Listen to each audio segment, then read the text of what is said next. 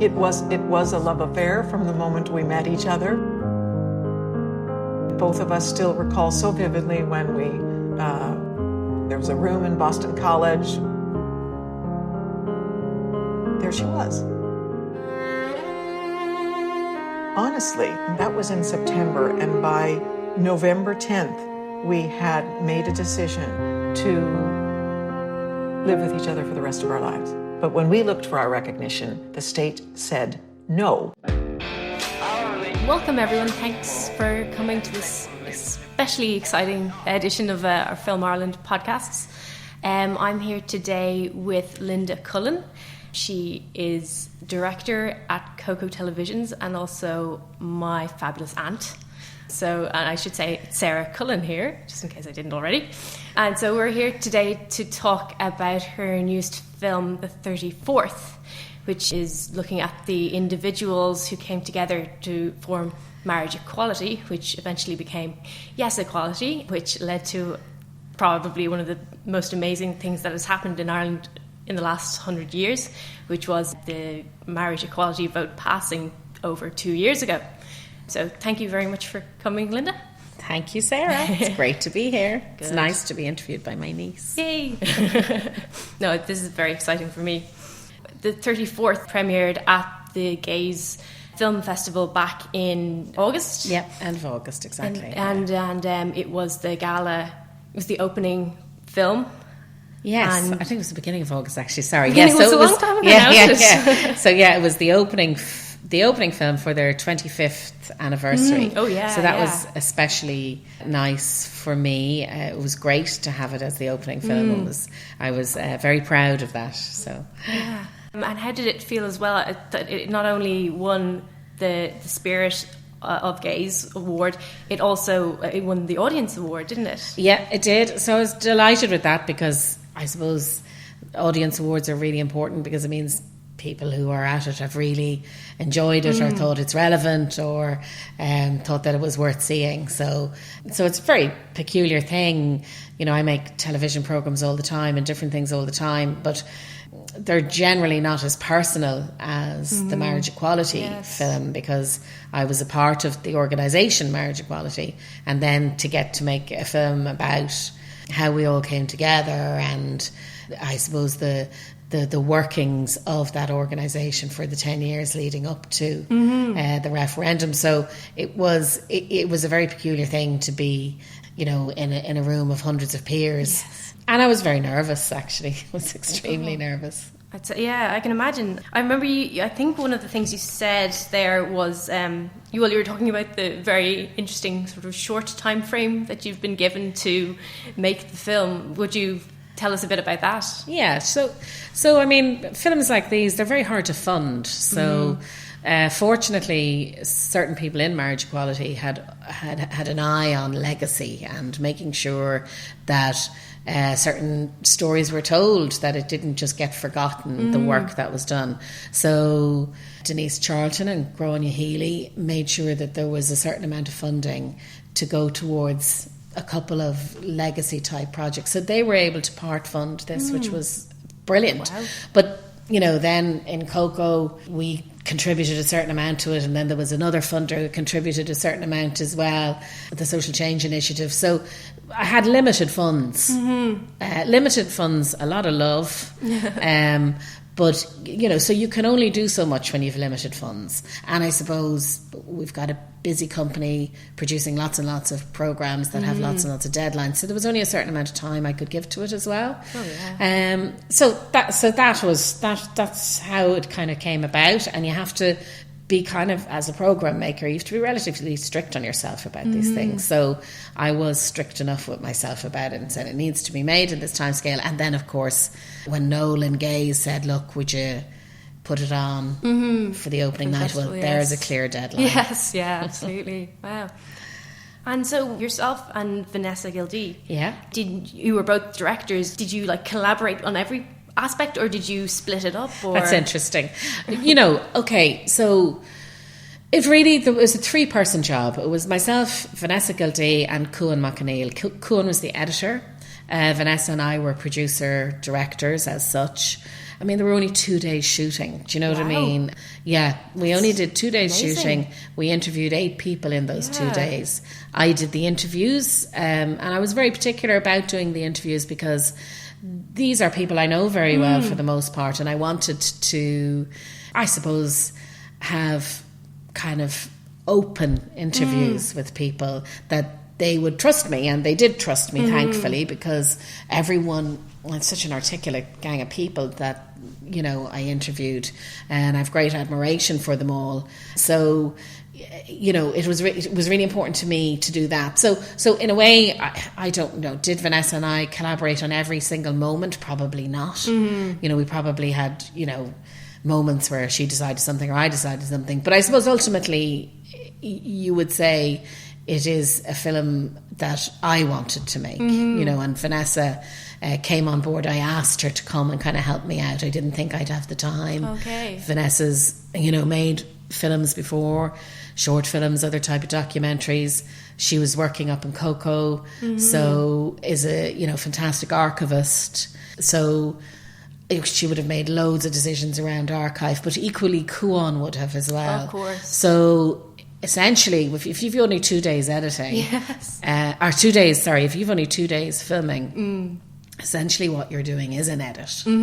So as a film, it was like, you know, he would have played a major part of the directing and producing of the film also. So I kind of feel there's a three-way team.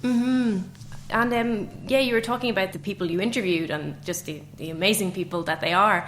I was wondering, like, how difficult was it to, especially in that short amount of time, how difficult was it, or I suppose easy, to get for people to open up, especially Katherine Zappone? What kind of process was that? Well, you know, I and Vanessa thought long and hard about what I should ask them.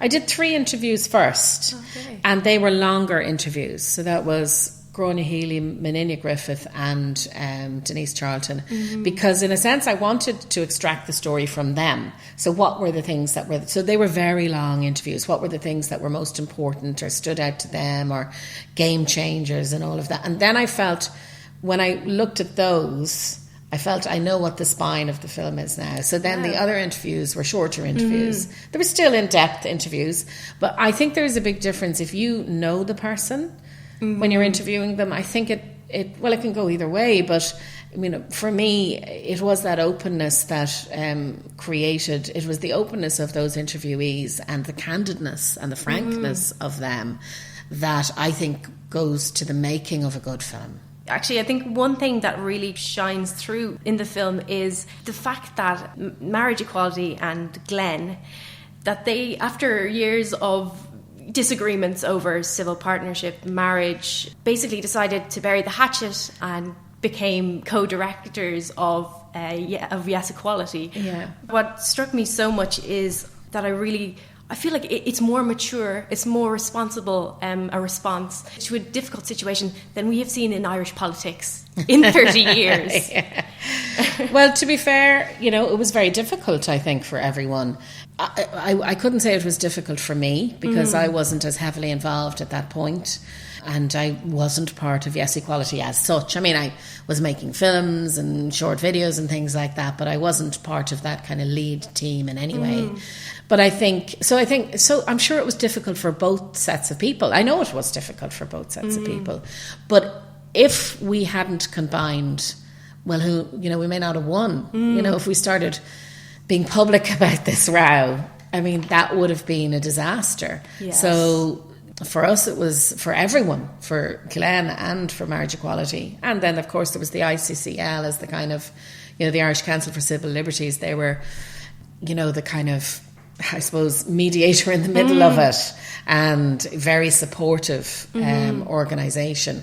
But it was Brian Sheehan and Gráinne Healy who were the co-directors and who saw it through to the end and worked amazingly well. And I mean, I think that Brian appeared in the film is, you know, respect to him for that, because I'm sure it isn't easy when someone is saying, look, I'm making a film about this organisation, you're not part of this organisation, and in fact we all had a big row, but will you come and talk to me anyway?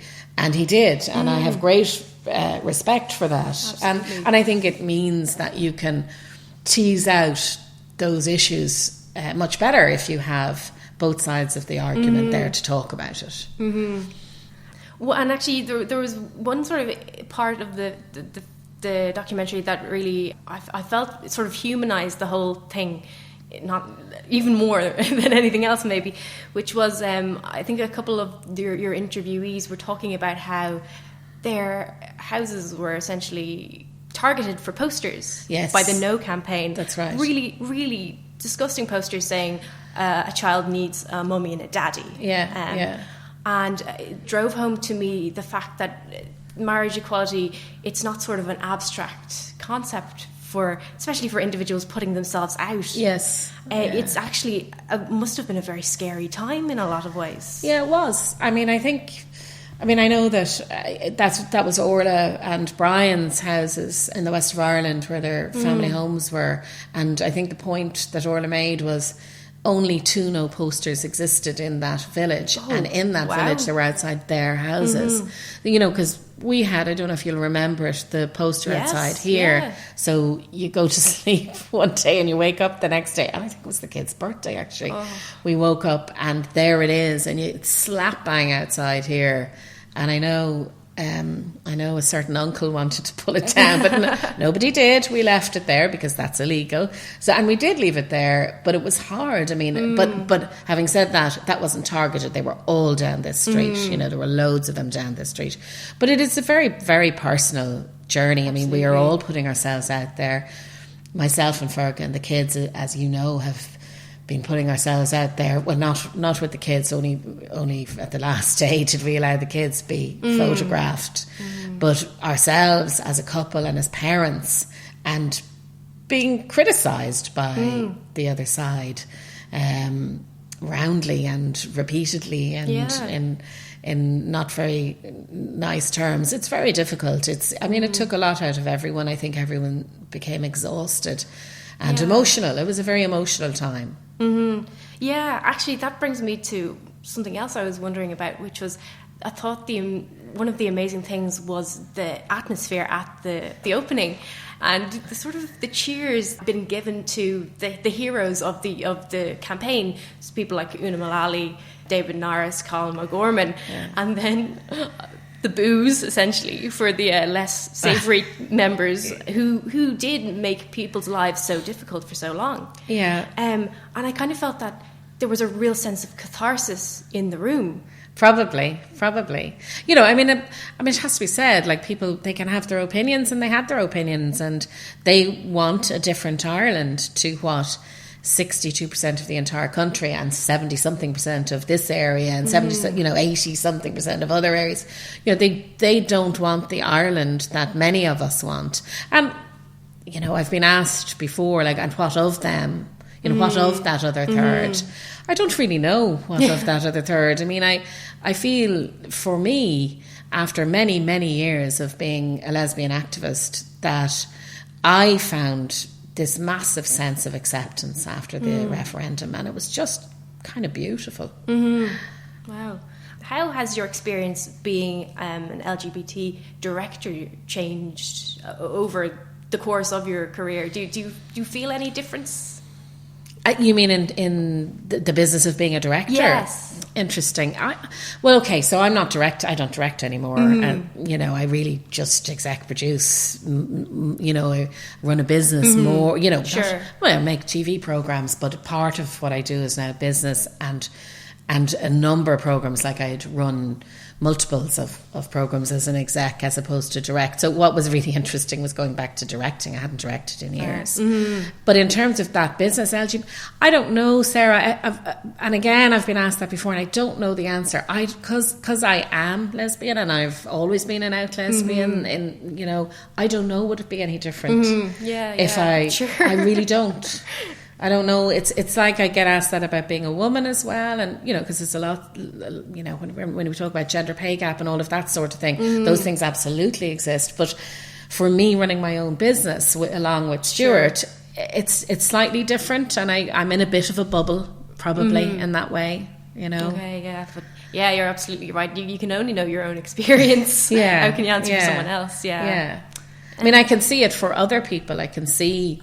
you know, that sometimes it can be difficult and they can get kind of shoehorned into one area and all of those sort of things. But for me, I run a TV production company with Stuart, my business partner Stuart, and you know, that's my experience. Sure. You know, just thinking of the filming that you did, the directing that you did over the course of the last few years leading up to the campaign, and then obviously the 34th. You know, I'm thinking of things like Marriage and Family Matter and Sinead's Hand. Was the 34th in any way a culmination, or?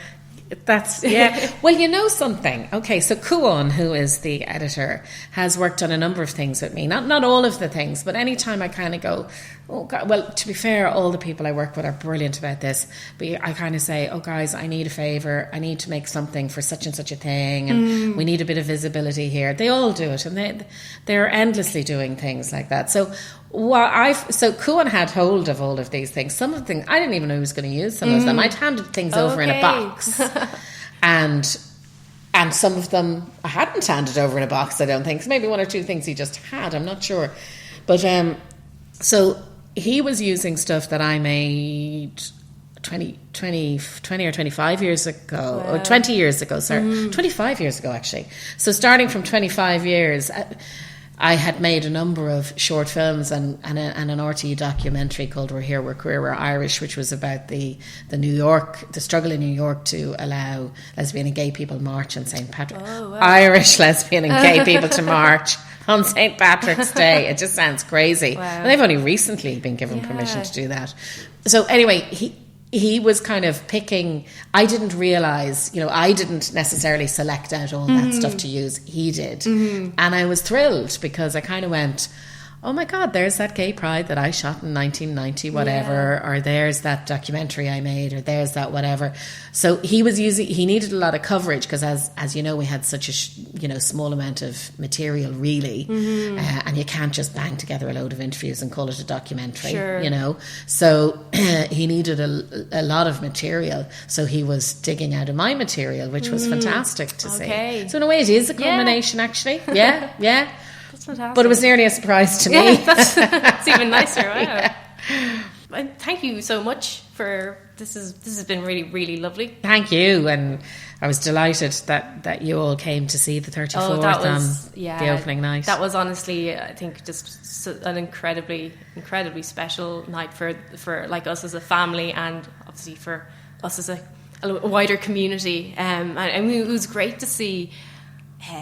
The big names that were there as well. That must have been really important. I mean, Katherine Zappone is in the film, and you know she brought Leo Varadkar as her +1, which was just so cool. And it was obviously an incredibly difficult time, and still is an incredibly difficult time for Katherine, given that Louise had died so recently. She died just in June while we were making this. So I had always anticipated, that Katherine and Louise would be sitting side by side when I interviewed them for this. But, and in fact, you know, when I interviewed Katherine, Louise hadn't died yet. She was in hospital though and couldn't participate. So, but in my head, they were always going to be sitting side by side. And then even in my head, when I filmed Katherine, I've thought, well, I'll possibly get something from Louise later as she recovers. But, you know, really, really sadly, you know, she's a great loss to all of us, particularly to Katherine, obviously, but to everyone. She was an amazing person and activist. It must have added a lot of nuance to making that film. Yeah, I mean, you know, it was very emotional making the film. I'd sit in the edit suite quite often, and I'm sure Kuhn and Vanessa were sick of it. Well, no, Vanessa was as bad as I was, but you'd be crying quite a lot, you know. For a whole range of reasons, but not least of all, you know, because of just the sorrow about Louise, you know, because she died just as we were kind of, you know, getting towards a reaching an end. Well, not quite. We were still in the middle, let's say, of making it. But you know, you'd be crying as well for all those years of, you know, feeling other than everyone else, or for all those people who are not getting the experience of seeing marriage for other people who died as well. So absolutely. Anyway. I mean, it's I think there was a lot of tears at at the screening, Yeah. for a lot of reasons. And I think, as much as this is obviously looking 2 years on, it's so wonderful and it's such a victory. I think that there's still a lot of wounds. Yeah, and it's still just, I suppose, for me, I hope that people who are teenagers now won't experience any of this. And probably they won't. Are very well. That's a bit big of a statement to make, but hopefully they will experience a lot less of it. Yeah. Gosh. So, oh no, I'm nearly going to cry now. And so, what is next for the 34th? Okay, so we're submitting it now to it's screening again on the 18th of October at 6:30 in Lighthouse Cinema screen number 2, and then I'm submitting it to various festivals, so that'll be, I'll keep you posted and where it's going to be. Please do. I can't wait to see it again, and I like everyone go to the Lighthouse on the 18th. Is it the 18th? Yeah. Yes, the 18th of October. Be there, please. It is, because it is an absolutely fantastic film. I think it's really vital at this time that we can't forget that how hard a struggle it was, and how amazing these women and men were. Like, they are absolute pioneers, and I don't think we can't sweep it under the rug. We can't afford to forget about the important progress that is being made in Ireland at the moment. So thank you so much, Linda. This has been really, really wonderful, and hopefully I might talk to you again someday. Great. Thanks, Sarah. Thanks. You. Bye.